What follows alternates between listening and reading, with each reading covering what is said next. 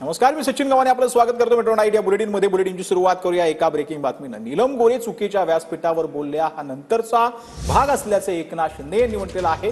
परंतु काही लोकांना मिरच्या झोंबल्याची टीका एकनाथ शिंदेंनी केली. महिलांना ताकद देण्यासाठी नीलम गोरे काम करतात असं म्हणत एकनाथ शिंदेंनी नीलम गोरेंची पाठराखण देखील केलेली आहे.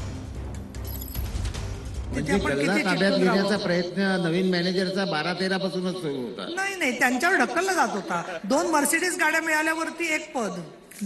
आमची एक लाडकी बहीण नीलमताई गोरे दिल्लीच्या साहित्य संमेलनामध्ये व्यासपीठावरून एक वाक्य बोलले.